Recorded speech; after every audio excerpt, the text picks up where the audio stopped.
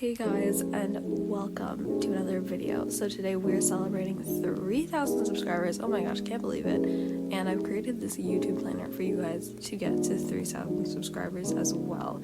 So in here, you're gonna basically set up your channel, and I'm going to bring you along the steps of how to create a YouTube channel. So here I am filling it out. I'm using GoodNotes for this, and I used the Google Drive app to add this straight to my GoodNotes from the Google file that will be linked in this description. So right now I'm adding my color scheme. It's important to think of a color scheme when you're thinking of your YouTube channel, because your YouTube channel is a brand and you want to make sure that you are well planned out what is going to be your brand. I know it might seem kind of daunting to make a brand, but this planner will help you do this. So right now I'm just using the pen offered in GoodNotes, and I'm filling out all the different things. The audience, what I mean by that is who is your target audience for the people watching your videos.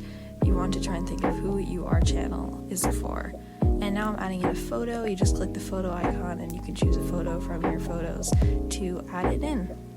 Now we're going on to the video planner. On the top, I'm writing the main idea for the video, and then in video format, I'm just kind of laying out what I want my video to be.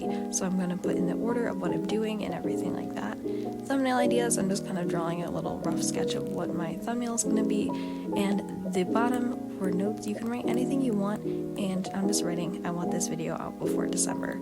So yeah, and if you want to make another page of this, I know I only gave you a few, you can just add another page and use the template of the page you're currently on to basically duplicate the page.